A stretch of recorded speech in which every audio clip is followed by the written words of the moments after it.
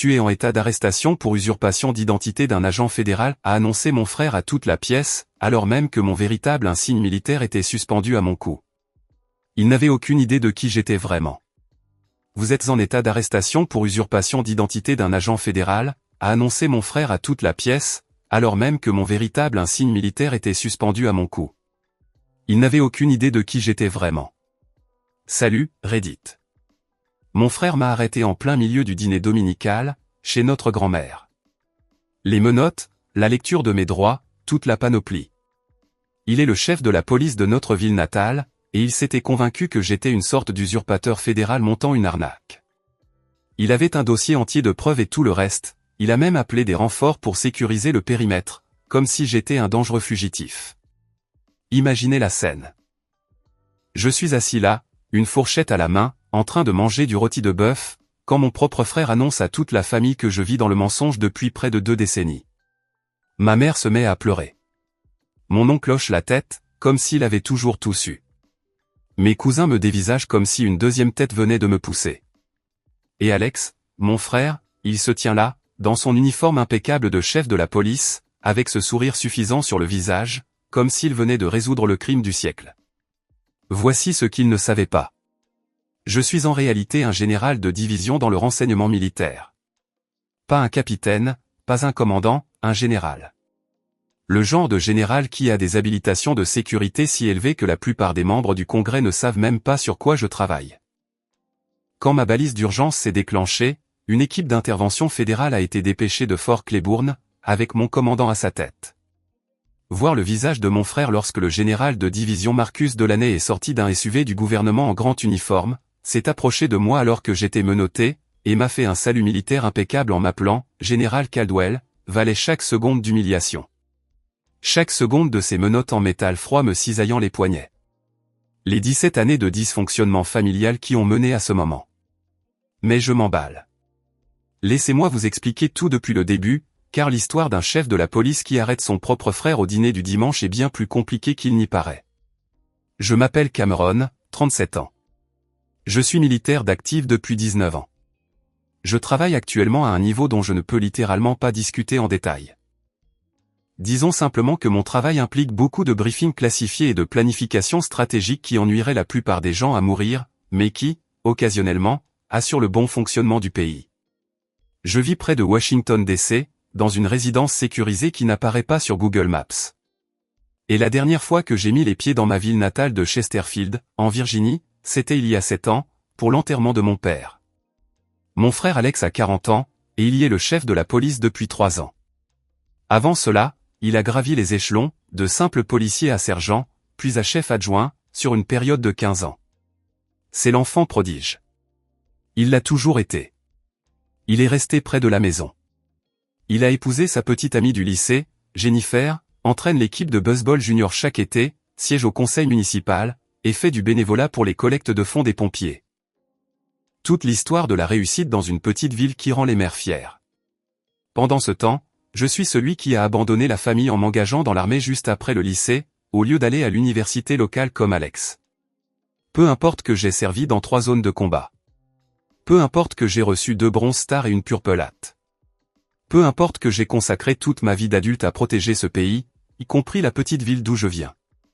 Notre relation a toujours été compliquée. Et par compliquée, je veux dire toxique au possible. Quand nous étions enfants, j'étais celui que papa appelait le stratège, parce que j'étais doué pour les puzzles et la planification. Toujours à penser avec 3 coups d'avance. Alex était le rock, parce qu'il était physiquement fort, fiable, le genre de gars qui pouvait réparer un moteur de voiture ou construire une terrasse sans transpirer. Je n'ai réalisé que bien plus tard à quel point cette distinction l'avait perturbé.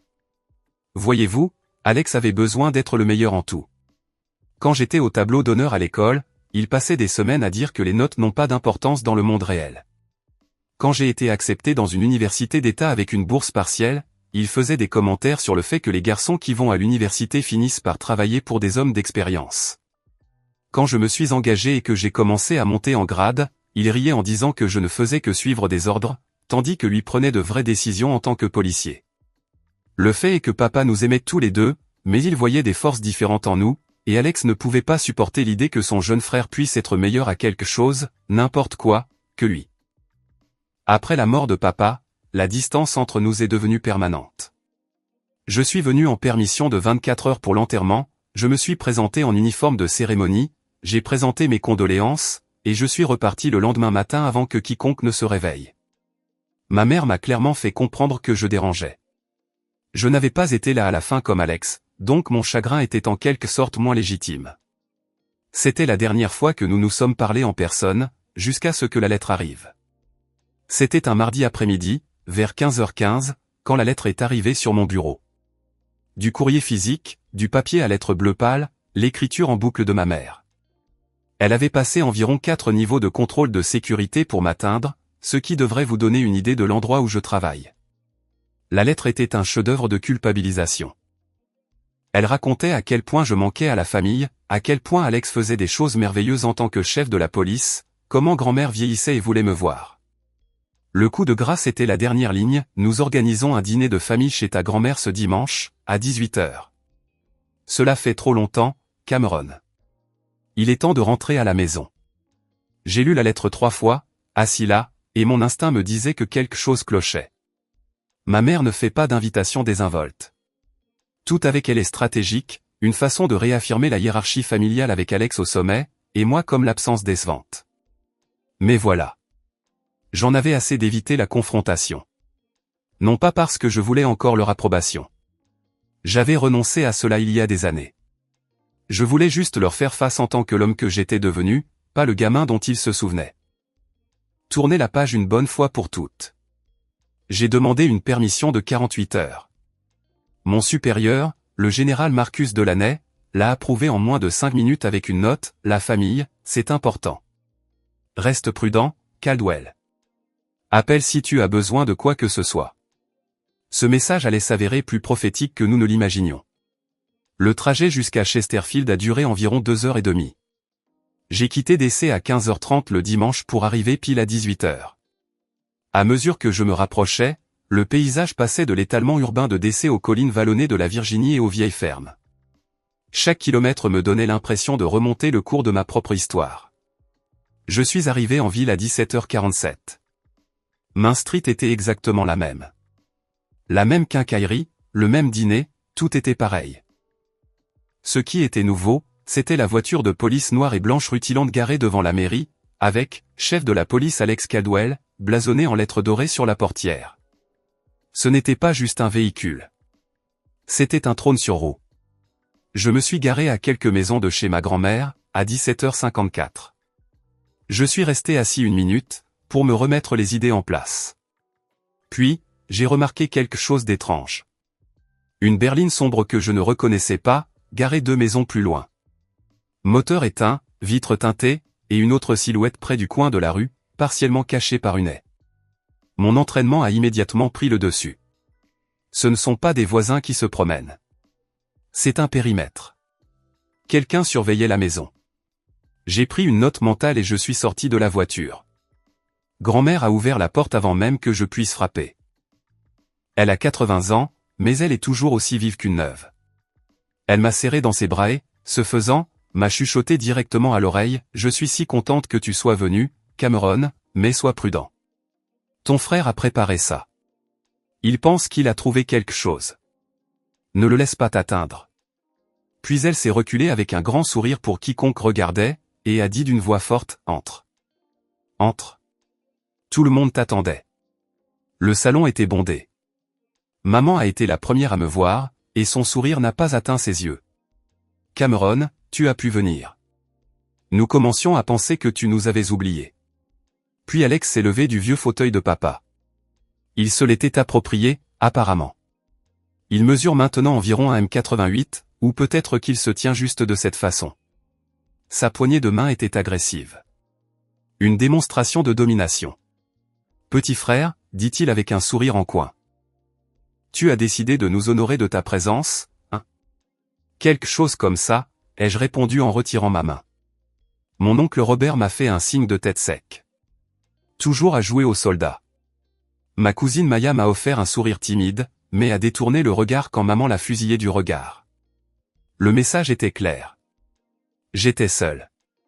Le dîner était une guerre psychologique déguisée en rôti de bœuf. Le plan de table disait tout. Alex était assis en bout de table, la place de papa. Maman était assise à sa droite. Grand-mère était à l'autre bout. J'étais à mi-chemin sur le côté, comme un parent éloigné que personne ne voulait vraiment voir. La conversation était un flot ininterrompu de louanges pour Alex. Alex, raconte à Cameron les nouvelles voitures de patrouille que tu as obtenues pour le département. Raconte-lui cet événement caritatif que tu as organisé, mon fils. Le maire a dit des choses si merveilleuses sur toi à la réunion du conseil municipal. Alex savourait tout cela avec une fausse modestie, racontant ses exploits comme s'il était en campagne électorale. Je continuais simplement à manger, offrant un « c'est super » ou un « bien joué » occasionnel. Mes non-réactions le rendaient clairement fou. Il voulait que je sois sur la défensive, que je me dispute, que je montre une faiblesse. Je n'allais pas lui donner cette satisfaction. Puis maman s'est tournée vers ma cousine Maya et a dit « Ce que tu fais doit être intéressant, Cameron. » Tous ces voyages. Avant que je puisse répondre, maman a coupé court. « Oh, Maya, ne prends pas la peine de demander. Il ne te dira rien. C'est un grand secret.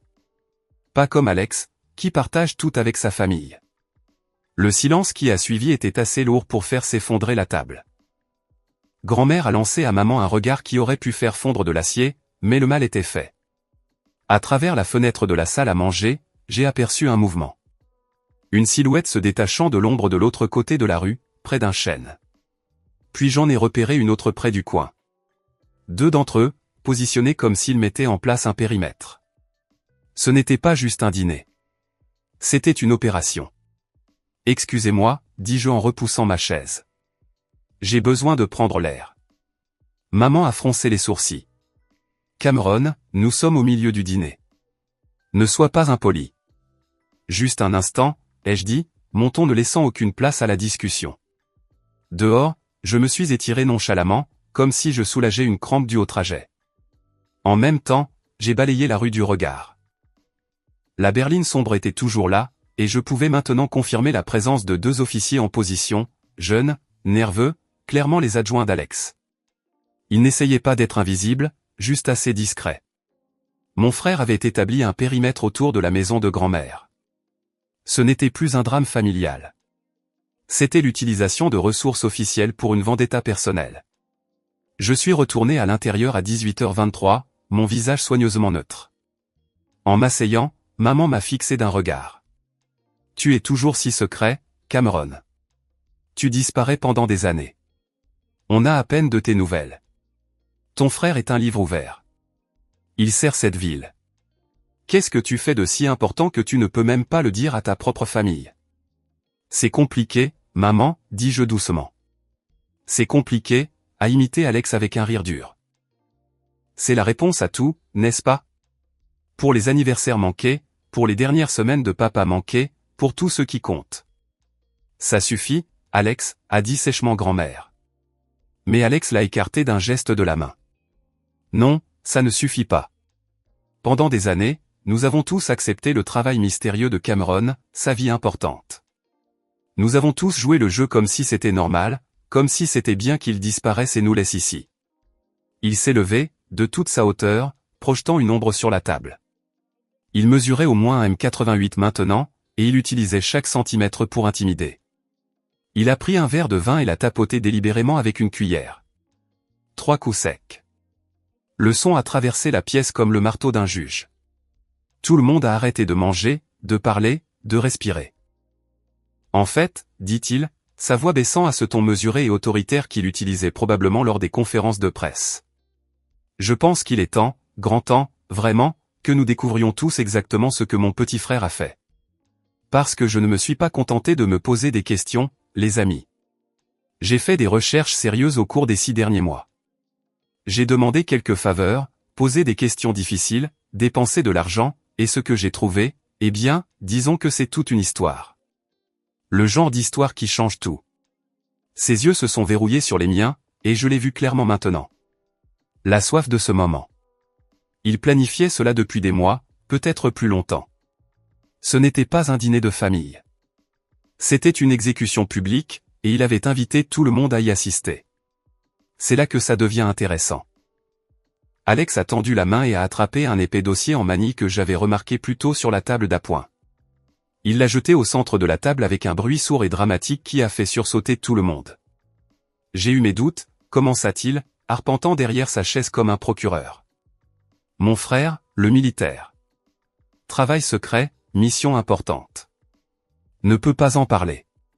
Très impressionnant, mais pas de détails, pas de promotion que nous pourrions célébrer, pas d'histoire, juste des titres de poste vagues qui lui permettent de rester loin de nous. Il a laissé cela flotter dans l'air, empoisonnant la pièce. Alors, j'ai fait ce que tout frère inquiet ferait. J'ai engagé un détective privé. Un hoquet collectif a parcouru la table. La main de maman a volé à sa bouche. Un bon, en plus, a poursuivi Alex en ouvrant le dossier. Un type nommé Markham. Je l'ai envoyé à DC pour enquêter sur la vie de Cameron. Et ce qu'il a trouvé est tout ici. Il a commencé à sortir des photos de surveillance, les jetant sur la table, moi entrant dans mon immeuble, moi rencontrant un collègue dans un parc. Puis d'autres photos, des boîtes livrées à mon adresse avec des marques gouvernementales.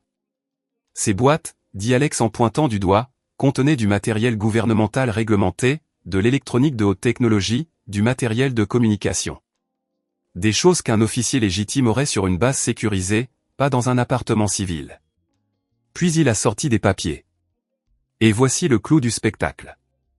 Mon enquêteur a obtenu des copies de documents de l'appartement de Cameron. Des dossiers financiers, des communications cryptées, des briefings de mission. Il en a brandi un. La plupart étaient caviardés avec des lignes noires, mais l'entête indiquait OSD classifié.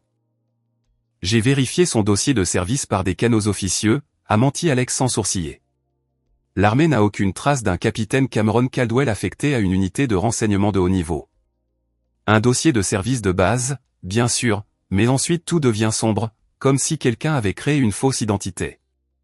Il s'est penché en avant, les mains à plat sur la table. Vous voyez, mon frère n'est pas un agent secret. C'est un imposteur. Il a utilisé un passé militaire de bas niveau pour acquérir du matériel gouvernemental, probablement pour le vendre sur le marché noir. Il a vécu un mensonge, financé par une usurpation de mérite militaire. Il m'a regardé avec un sourire triomphant.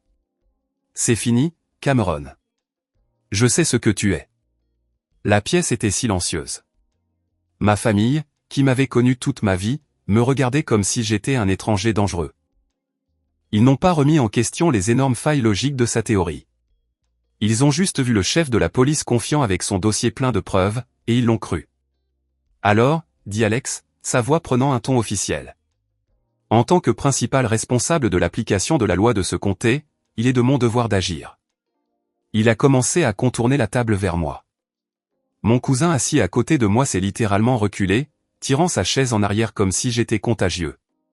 Cameron Caldwell, a annoncé Alex. Je vous place en état d'arrestation pour usurpation d'identité d'un agent fédéral et vol de biens gouvernementaux. Il était derrière moi maintenant. Je n'ai pas résisté quand il a attrapé mon bras gauche et l'a tiré en arrière. Avez-vous quelque chose à dire pour votre défense, a-t-il demandé, sa voix basse et suffisante près de mon oreille. J'ai légèrement tourné la tête. Es-tu sûr d'avoir l'autorité pour ça, Alex? La question l'a pris au dépourvu. Quoi? Ce sont des crimes fédéraux, dis-je calmement. Commis par quelqu'un dans l'armée. Cela relèverait du code de justice militaire. L'enquête serait menée par le JAG Corps, pas par un service de police local. Tu n'es pas dans ta juridiction, chef. Pendant une fraction de seconde, le doute a vacillé sur son visage, mais son ego l'a écrasé. Ne me fais pas la leçon sur la loi, espèce d'imposteur. Dans le monde réel, c'est moi qui commande. C'est à ce moment-là qu'il a sorti les menottes. La première s'est refermée sur mon poignet gauche à exactement 18h47. Alors qu'il attrapait mon autre bras, ma main droite s'est déplacée vers ma ceinture. Il y a un petit bouton presque invisible cousu dans la couture latérale. Une balise d'urgence personnelle. Équipement standard pour les missions d'infiltration. Je l'ai maintenu enfoncé pendant 3 secondes complètes. Une légère vibration contre ma peau a confirmé que le signal avait été envoyé. C'était un appel à l'aide silencieux, transmis à un satellite et acheminé directement à Fort Claiborne, à 75 km de là.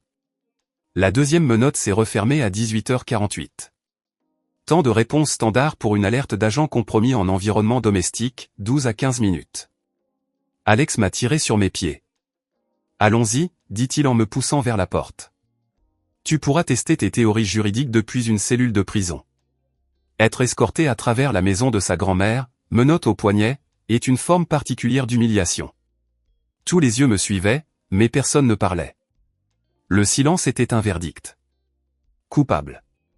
Maman se tenait près de la cheminée, les bras enroulés autour d'elle, son visage ne montrant rien d'autre qu'une déception de martyr. Elle voulait une raison pour justifier son récit de moi en tant que fils rebelle, et Alex la lui avait offerte sur un plateau d'argent. Oncle Robert secoua lentement la tête. Je savais qu'il ne valait rien, marmonna-t-il assez fort pour que je l'entende. Maya fixait son assiette, incapable de me regarder. Elle savait que c'était mal, mais elle avait trop peur de s'opposer à l'enfant prodige de la famille. La seule personne qui a croisé mon regard était grand-mère. Elle se tenait près de la porte, les mains jointes. Alors qu'Alex me poussait devant elle, ses yeux ont rencontré les miens. J'y ai vu du regret, mais aussi de l'espoir. Elle m'avait prévenu qu'il préparait quelque chose. Maintenant, je comprenais. Elle voulait que cela se produise. Elle voulait que son poison soit exposé au grand jour, peu importe à quel point ce serait laid. Ce n'était pas seulement mon combat. C'était le sien aussi. Dehors, à 18h52, les deux adjoints que j'avais repérés plus tôt ont émergé de l'ombre. Des jeunes, peut-être 24 ans, clairement impressionnés par leur chef. « Mettez-le dans la voiture », ordonna Alex. Ils ont ouvert la portière arrière de la voiture de patrouille à 18h53. L'un a posé sa main sur ma tête, procédure standard, et m'a guidé sur la banquette arrière. Alex s'est penché par la fenêtre ouverte. Tu auras beaucoup de temps pour réfléchir à là où tout a mal tourné. Peut-être que tu apprendras enfin qu'on ne peut pas construire une vie sur des mensonges. L'ironie était suffocante. Il me faisait la leçon sur l'honnêteté alors que toute son identité était construite sur le fait d'être le gros poisson dans une petite mare. J'ai regardé ma montre. 18h54, 10 minutes depuis que j'ai appuyé sur le bouton. Mon cœur était calme. Ma respiration, régulière. Dans mon métier, on apprend à attendre. On apprend à faire confiance à son entraînement et à son équipe. L'attente est la partie la plus difficile, mais c'est aussi là que l'on gagne ou que l'on perd. Alex pensait qu'il avait déjà gagné. Il n'avait aucune idée que le peloton d'exécution était déjà en route. À 19h, 12 minutes après que j'ai envoyé le signal, cela a commencé. Pas avec des sirènes, mais avec quelque chose de bien plus intimidant. Le bourdonnement bas et synchronisé de moteurs puissants se déplaçant à grande vitesse. Deux paires de phares ont percé l'obscurité au bout de la rue. Pas de gyrophares, juste des faisceaux blancs perçants. Ce n'étaient pas des voitures de police. C'étaient de gros SUV noirs. Des véhicules gouvernementaux, du genre sans chrome qui semblaient absorber la lumière. Ils n'ont pas ralenti. Ils ont accéléré, convergeant vers la maison depuis les deux extrémités de la rue dans un mouvement de tenaille parfait. Ils se sont arrêtés dans un crissement de pneus à 19h01, bloquant entièrement la route, leurs phares clouant la voiture de patrouille d'Alex dans une lumière brillante et inéluctable. Alex s'est redressé, plissant les yeux. « C'est quoi ce bordel ? Je n'ai pas appelé de renfort. » Les portes se sont ouvertes simultanément. Des hommes en équipement tactique noir en sont sortis, armés de fusils à canon court. Ils se déplaçaient avec une efficacité fluide et terrifiante. Ce n'étaient pas des flics. C'étaient des agents fédéraux. Ils ont établi un périmètre autour de la maison en quelques secondes, se déplaçant comme un seul organisme. Les deux jeunes adjoints se sont figés, les mains planant près de leurs armes de service. Ils étaient complètement dépassés.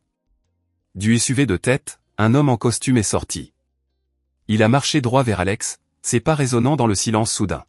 « Êtes-vous le chef Alex Caldwell » a demandé l'homme, sa voix neutre. Alex a bombé le torse. « C'est moi. »« Et qui êtes-vous ?»« C'est ma scène de crime. »« Identifiez-vous. » L'homme a présenté ses accréditations. Agent spécial Rollins, Bureau fédéral d'investigation. Ce n'est plus votre scène de crime. C'est maintenant une affaire de sécurité nationale. Éloignez-vous du véhicule. Sécurité nationale, s'est moqué Alex, bien que l'incertitude se glisse dans sa voix. Ne soyez pas ridicule. J'ai un usurpateur d'identité fédérale en garde à vue. C'est une affaire locale sous mon contrôle. Les yeux de l'agent Rollins étaient de glace. Vous avez commis une grave erreur, chef. Une très grave erreur. Il a fait un signe de tête à deux agents qui se sont dirigés vers Alex. Ils ne l'ont pas brutalisé. Leur mouvement était propre, clinique. L'un a pris son arme de service de son étui tandis que l'autre guidait ses mains derrière son dos. « Qu'est-ce que vous faites » a balbutié Alex. « Vous ne pouvez pas faire ça. Je suis le chef de la police. » « Votre autorité s'arrête là où la loi fédérale commence, » a dit Rollins calmement, comme s'il expliquait les règles à un enfant. Il s'est approché de la voiture et a ouvert ma porte. Il m'a regardé, puis les menottes, puis s'est tourné vers l'un des adjoints déconcertés. « Donnez-moi la clé. » Le gamin l'a cherché en tâtonnant, les mains tremblantes. Rollins l'a prise, a ouvert mes menottes et m'a aidé à sortir. « Monsieur, êtes-vous blessé » a-t-il demandé. « Je vais bien, Rollins » ai-je dit en me frottant les poignets. Je l'avais croisé lors d'une mission conjointe il y a quelques années. Alex regardait, la mâchoire pendante. La vue d'un agent fédéral de haut rang me traitant avec déférence, m'appelant « Monsieur », avait court-circuité son cerveau. Mais le vrai séisme était sur le point de se produire. La porte arrière du SUV de tête s'est ouverte à 19h03. L'homme qui en est sorti était dans la fin de la cinquantaine, grand et large d'épaules, avec des cheveux argentés. Il portait l'uniforme de cérémonie d'un général de l'armée des États-Unis. Sur sa poitrine, une constellation de rubans et de médailles. Sur ses épaules, 2 étoiles d'argent. Le général de division Marcus Delaney, mon commandant, un homme qui rend compte directement au chef d'état-major interarmé. Il a passé les agents tactiques, ses bottes claquant sur l'asphalte. Il n'a pas regardé Alex, les adjoints, ou les voisins, qui regardaient maintenant par les fenêtres. Ses yeux étaient fixés sur moi. Il s'est arrêté à 1 mètre de moi et a levé la main pour un salut impeccable et parfait. « Général Caldwell » dit-il, sa voix un baryton bas et puissant qui portait une autorité absolue. « Nous avons reçu votre signal. Êtes-vous en sécurité ?» Le titre a résonné dans l'air comme une explosion. Général Caldwell. L'agent Rollins et les autres agents fédéraux se sont mis au garde à vous. Les 2 jeunes adjoints semblaient sur le point de s'évanouir. Et Alex, mon frère, le tout-puissant chef de la police, son visage s'est effondré. L'arrogance, le triomphe, la certitude, tout s'est évaporé, remplacé par une confusion pâle et maladive. Le frère qui l'avait arrêté comme un imposteur était un général de division dans le renseignement militaire. Dans la hiérarchie rigide qu'Alex vénérait, je le surpassais d'une mesure qu'il ne pouvait même pas comprendre. Le général Delaney a baissé son salut. « Rollins » dit-il sans me quitter des yeux. « Rapport. »« Sujet en sécurité, mon général » a répondu Rollins. L'officier local a été neutralisé. Il a été identifié comme étant le frère du sujet. Delaney s'est enfin tourné vers Alex, son regard portant le poids d'une avalanche. « Chef » dit-il, le titre dégoulinant de mépris. Vous êtes en violation d'au moins une douzaine de lois fédérales et d'articles du Code de justice militaire. Détention illégale d'un officier supérieur, interférence avec un actif de la sécurité nationale, conspiration, manipulation délibérée d'informations classifiées. La liste est longue. Il a fait un geste vers les agents. Il est par la présente relevé de ses fonctions et placé en garde à vue fédérale. Il ne doit pas quitter le comté en attendant une enquête complète. Faites-le disparaître de ma vue. Les agents ont commencé à emmener Alex. Il a finalement retrouvé sa voix. Un couinement pathétique. Mais je ne savais pas. C'est mon frère. Je pensais qu'il mentait. J'essayais de protéger ma ville. Delaney s'est approché de lui, sa voix tombant à un murmure mortel. L'ignorance n'est pas une défense. Vous avez laissé votre jalousie mesquine et votre ego de petite ville mettre en danger un homme qui a sacrifié plus pour ce pays que vous ne pourriez jamais l'imaginer. Vous n'avez pas seulement arrêté votre frère ce soir. Vous avez commis un suicide professionnel.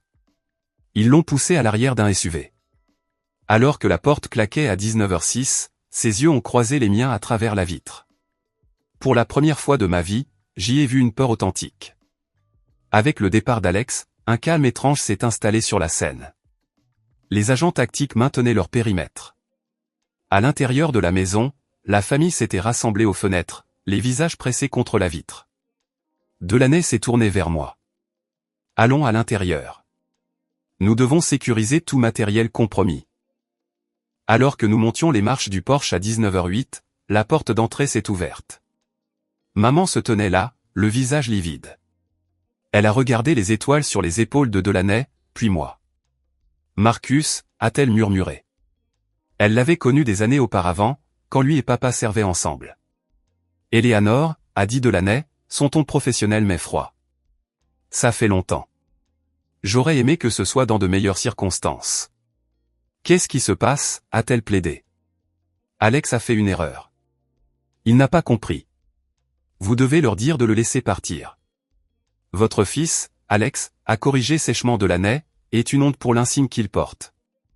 Il a obtenu illégalement des renseignements classifiés, les a introduits dans une habitation non sécurisée, et les a utilisés pour détenir illégalement un officier général.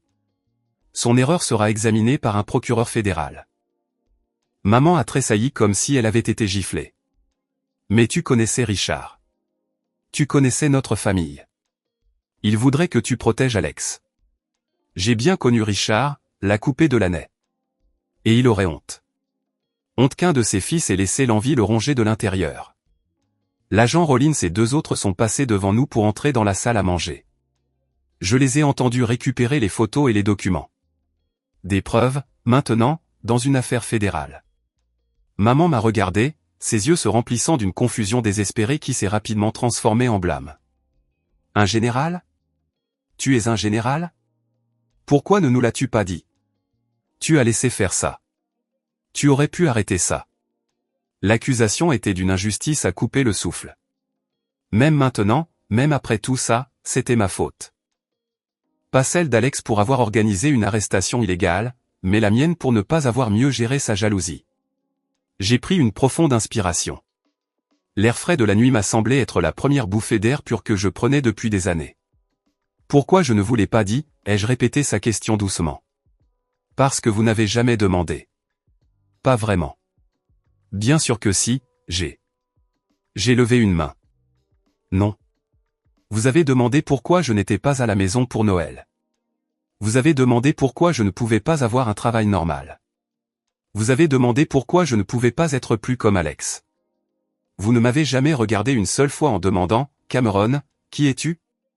Qu'est-ce qui te motive? Es-tu heureux? Vous n'avez jamais posé de questions sur moi. Vous vous êtes seulement plaint de celui que je n'étais pas, je me suis approché. Ma vie est classifiée parce qu'elle doit l'être. Le travail que je fais protège les gens, protège ce pays, protège cette famille. Que vous l'appréciez ou non. Pour le faire, je dois être un fantôme. J'ai accepté cela. Mais je n'aurais jamais pensé que ma propre famille essaierait de me mettre dans une tombe. Des larmes ont coulé de ses yeux. Mais c'étaient des larmes d'apitoiement. Nous t'aimons, Cameron. Non, dis-je fermement. Vous aimez l'idée de moi, la version qui s'intègre dans votre vie, le fils prodigue que vous pourriez un jour accueillir à la maison. Vous n'avez jamais vu l'homme qui se tient devant vous. Ce soir l'a prouvé. J'ai regardé grand-mère, seule près de la porte. Je lui ai fait un petit signe de tête triste. Elle a répondu par un signe de tête, une compréhension silencieuse passant entre nous. Le général Delaney a raison, ai-je dit, me retournant vers maman. Papa aurait honte. Pas de moi. De ce que cette famille est devenue. Je suis parti à 19h14, descendant les marches du Porsche et me dirigeant vers le SUV où Delaney attendait. Je n'ai pas regardé en arrière. La porte s'est refermée, me scellant dans l'intérieur silencieux. Ça va, Cameron? A demandé Delaney, sa voix plus douce maintenant. Ça ira, ai-je dit, regardant la petite maison bleue s'éloigner dans le rétroviseur jusqu'à ce qu'elle ne soit plus qu'une autre lumière dans l'obscurité. Mise à jour. 8 mois plus tard. Les conséquences juridiques ont été rapides et brutales, comme regarder un tsunami détruire un château de sable. L'affaire d'Alex a été traitée en priorité par le système fédéral, avec une rapidité qui aurait impressionné quiconque connaît la lenteur habituelle de la justice. Son titre de chef de la police ne l'a pas aidé. En fait, cela a rendu les choses exponentiellement pires. Il était un officier de la loi qu'il avait délibérément, volontairement, enfreinte pour des raisons personnelles. Et la procureure fédérale chargée de l'affaire, une femme perspicace nommée Elena Reed, qui avait la réputation d'être absolument impitoyable avec les fonctionnaires corrompus, était déterminée à faire de lui un exemple. Son équipe de défense a tout essayé. Ils ont déposé des requêtes pour que l'affaire soit transférée à un tribunal local, arguant qu'il s'agissait essentiellement d'un différend familial qui avait dégénéré et qui devait être traité au niveau de l'État. Refusé en moins de 48 heures.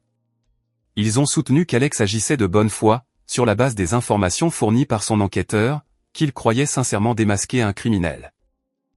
Reed a absolument démoli cet argument lors d'une audience préliminaire en présentant des années de vérification d'antécédents non autorisés qu'Alex avait effectués sur moi via les bases de données des forces de l'ordre, prouvant un schéma inquiétant de harcèlement obsessionnel et de surveillance qui remontait presque au jour où il était devenu chef. Elle a montré au juge des requêtes de recherche comme Cameron Caldwell casier militaire, Cameron Caldwell vérification habilitation sécurité, et Cameron Caldwell vérification emploi, qu'Alex avait lancé des dizaines de fois en utilisant les ressources du département de police. Les horodatages montraient qu'il m'avait surveillé au moins 2 fois par mois pendant 3 années complètes. Ce n'était pas de l'inquiétude, c'était de l'obsession. Je n'ai pas été tenu de témoigner en audience publique pour des raisons de sécurité. Au lieu de cela, j'ai donné mon témoignage dans une déposition sous scellé, dans une installation militaire sécurisée, avec le général Delaney et 2 avocats du JAG Corps présents pour s'assurer qu'aucune information classifiée ne soit compromise. La déposition a duré 4 heures. J'ai exposé les faits clairement et sans émotion, l'invitation à dîner, l'arrestation, les prétendues preuves présentées par Alex, les menottes, l'intervention fédérale. Je n'ai pas donné mon avis. Je n'ai pas parlé de rivalité d'enfance, de jalousie fraternelle ou de dysfonctionnement familial. Les faits bruts étaient suffisamment accablants en eux-mêmes. Mais voici où ça devient intéressant. Le témoin clé qui a absolument enterré Alex n'était pas moi, ni Delaney, ni même les agents du FBI. C'était Markham, le détective privé qu'Alex avait engagé pour fouiller dans ma vie. Il s'avère que Markham avait ses propres ennuis judiciaires pour des pratiques douteuses dans d'autres affaires, et les fédéraux lui ont offert un accord qu'il ne pouvait pas refuser, un témoignage complet en échange de charges réduites pour ses propres activités. Quand Markham a pris la barre le 2e jour du procès, la salle d'audience était comble. Des journalistes locaux, des fonctionnaires fédéraux, même quelques personnes de Chesterfield, qui voulaient voir comment leur chef de la police bien-aimé s'en sortirait. Markham ressemblait à un homme qui n'avait pas dormi depuis des semaines, ce qui était probablement le cas. L'interrogatoire de la procureure Reed était chirurgical. « Monsieur Markham, commença-t-elle, après avoir acquis les documents et les photographies de la résidence du général Caldwell, quelle a été votre évaluation professionnelle ?» Markham s'est agité sur son siège, ajustant nerveusement sa cravate. C'était un enquêteur chevronné avec 20 ans d'expérience, et cela se voyait dans chaque mot. Ils étaient authentiques, dit-il clairement, sa voix portant à travers la salle d'audience silencieuse. Des documents de renseignement militaire authentiquement classifiés. J'ai été détective privé pendant 2 décennies. On voit beaucoup de fausses accréditations, beaucoup de prétendants qui jouent à se déguiser. Ce n'était pas ça. C'était du sérieux. Du matériel de haut niveau, légitime, dangereux. Le genre de matériel qui envoie les gens en prison fédérale pour très, très longtemps. Et avez-vous communiqué cette évaluation à votre client, le chef Alex Caldwell ? Je l'ai fait, a dit Markham fermement. Je l'ai appelé le soir même où j'ai terminé mon analyse. C'était vers 21 heures, un jeudi. Je m'en souviens parce que ma femme était contrariée que je travaille encore tard. Que lui avez-vous dit exactement ? Markham a pris une profonde inspiration. J'ai dit, Alex, ce n'est pas ce que tu crois. Ce ne sont pas de faux documents. C'est du vrai matériel de renseignement classifié. Ton frère, c'est du sérieux. Tu dois abandonner cette enquête immédiatement. Brûle ces dossiers. Fais comme si cette conversation n'avait jamais eu lieu, ou tu vas t'attirer un monde de problèmes et probablement détruire ta carrière au passage. La salle d'audience était complètement silencieuse. Et quelle a été la réponse du chef Caldwell à votre avertissement ? L'expression de Markham s'est assombrie de frustration rétrospective. Il m'a ri au nez. Il a vraiment ri. Puis il m'a traité de lâche et a dit que je n'avais pas l'estomac pour le vrai travail de police. Il a dit, et je cite car je l'ai noté après coup, il a dit, je vais être un héros, Markham. Je vais démasquer la plus grande fraude de l'histoire de ce comté. Tu liras mon nom dans les journaux, et tu regretteras de ne pas avoir eu le courage d'aller jusqu'au bout. Reed a laissé cela flotter dans l'air un long moment. Donc, pour être absolument clair, vous avez explicitement averti le chef Caldwell que poursuivre cette affaire pourrait avoir de graves conséquences juridiques? À plusieurs reprises, a confirmé Markham. Je l'ai appelé 3 fois différentes pour essayer de le convaincre d'abandonner. Le dernier appel, je lui ai dit que je ne voulais plus rien avoir à faire avec l'enquête et que je m'en lavais les mains.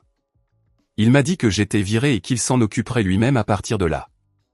L'avocat de la défense a essayé de sauver les meubles lors du contre-interrogatoire, suggérant que Markham ne témoignait que pour se sauver lui-même, mais les dégâts étaient catastrophiques. Alex n'avait pas seulement fait une erreur. Il avait été explicitement averti par un professionnel et avait poursuivi quand même, par pur ego. Le procès a duré 3 jours au total. L'accusation a présenté 17 témoins, dont 3 agents du FBI, 2 officiers du renseignement militaire, et même le gardien de sécurité de mon immeuble, qui a témoigné sur les protocoles de ma résidence.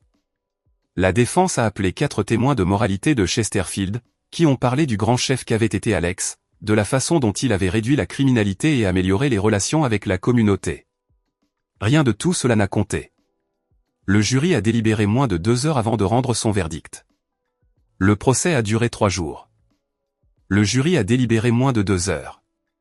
J'étais au fond de la salle d'audience quand ils ont amené Alex pour le prononcer de la peine. Il avait perdu du poids, avait l'air pâle et brisé dans sa combinaison orange. Le juge a prononcé une peine de 12 ans de prison fédérale. Minimum 5 ans avant l'éligibilité à la libération conditionnelle, interdiction permanente de posséder des armes à feu ou d'occuper une fonction publique. Suivi psychiatrique obligatoire. Maman n'était pas là. Elle ne pouvait pas supporter de voir son enfant prodige enchaîné. Le seul membre de la famille présent était grand-mère. Elle était assise le dos droit, le visage impassible. Alors qu'ils emmenaient Alex, elle a fermé les yeux, et une seule larme a roulé sur sa joue. Ce n'était pas pour l'homme qui partait en prison. C'était pour le petit garçon qu'il avait été, et pour la famille qu'il avait brisée. Mise à jour finale. 2 ans plus tard, la vie a continué. L'incident a nécessité un changement dans mon statut opérationnel. Ma couverture a été compromise dans certains cercles, ce qui a conduit à une promotion à un rôle plus stratégique au Pentagone. Je n'étais plus sur le terrain. Je dirigeais ceux qui y étaient. Alex m'a écrit des lettres de prison. Les premières étaient remplies de rage et de reproches. Puis elles se sont transformées en appels à l'aide désespérés. Les dernières étaient des tentatives décousues d'introspection. J'ai lu la première, parcouru la seconde, et brûlé les autres sans les ouvrir. Il n'y avait plus rien à dire. Mon seul contact avec Chesterfield se fait par l'intermédiaire de grand-mère. Nous nous parlons toutes les quelques semaines. Elle ne mentionne jamais Alex ou maman. Nous parlons de son jardin, de livres, du temps qu'il fait. C'est notre accord tacite pour construire quelque chose de nouveau. J'ai aussi commencé à voir un conseiller sur la base. Une suggestion de Delaney. Lors d'une séance, un souvenir a refait surface. J'avais environ 10 ans, je travaillais sur un modèle réduit d'avion avec papa. Quand j'ai eu fini, il l'a tenu en l'air et a dit, « Tu vois, Cameron, tu as un esprit de stratège. Tu vois l'ensemble du tableau.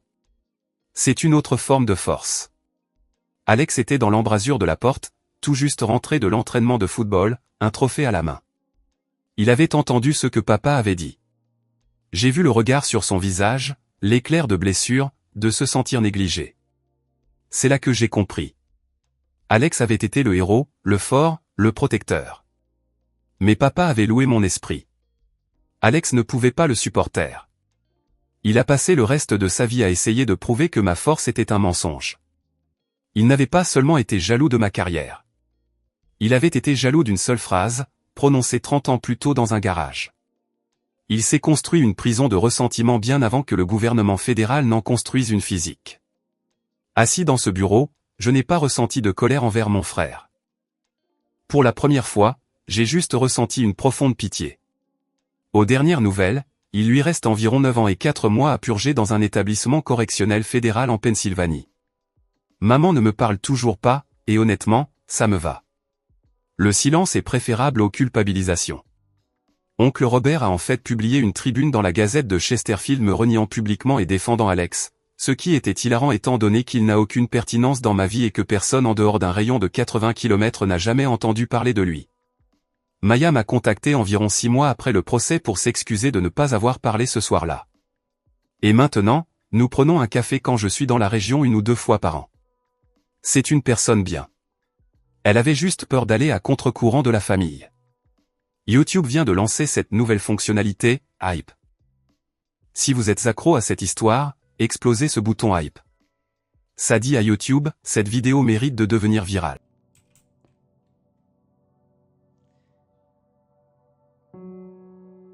You told Lucky Loot Drop. Did I ever know Bombadillo, Crocodilo, Ballerina Cappuccina, and other before they blew up? No, they're all like fake friends of his.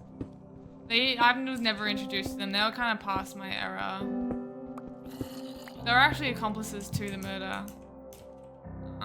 But no one will ever know because no one even cares about me or even wants more.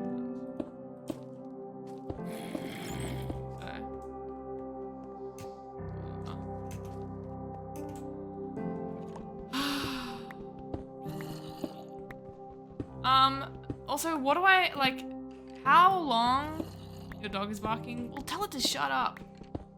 How long does it usually take, oh crap, to get to the nether? Does anyone know? Bazzy, don't listen to that guy. Don't listen to him. Crap. Oh crap. My thing is up there. You would need a dog. You wouldn't eat Bazzy's dog. You wouldn't. Dude. If you say anything like that to Bazzy again, then I will ban you. I will ban you. Yeah. So don't play. Whoa! Whoa! Whoa! Whoa! Whoa! What the hell? Not cool. Wait, I need to smelt this damn iron. You're back? Okay, good, because it got a little crazy in here while you were gone.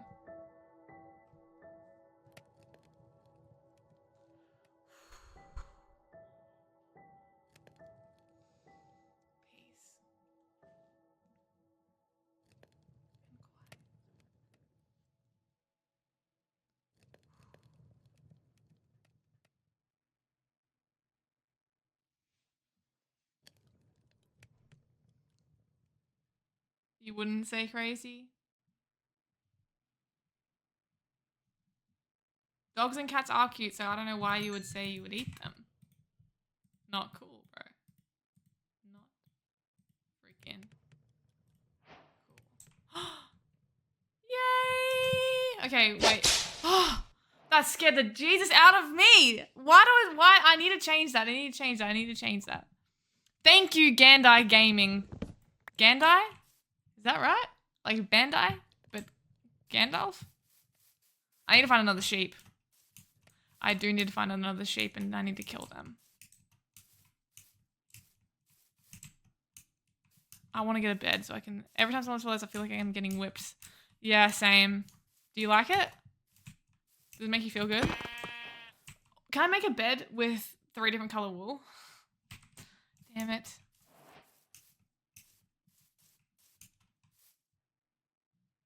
Call you Kev. Okay, Kev. Oh, Kev. Sorry. I know you. I didn't even realize. Email you? Okay. Holy crap, things are getting serious. Oh, another sheep. Okay, well I found the white sheep, so it's fine. I don't feel bad about that. Boom and boom. Okay, let's make a bed and let's go to sleep. Thank you for following, Kev. I'm glad that I obviously persuaded you enough to follow me. I know that we had some beef earlier. You thought I was evil. You might be right, but we're here now. So that's all that matters to me. I don't have any freaking wood. Damn it. About Justin Bieber? Yeah. Well, I think we just didn't agree on that. That's okay. You call Kev worse? What the hell do you call Kevin? Kev. Oh, crap. Kevin might be a little bit too far. Bazzy, I did ask how long it takes to go to the nether. Set seed or random. This is completely random. completely random because I don't hack like that. Let me get some more wood. Kev's your IRL brother. Oh! Brother and on brother or brother and sister. This is important to understand the relationship here.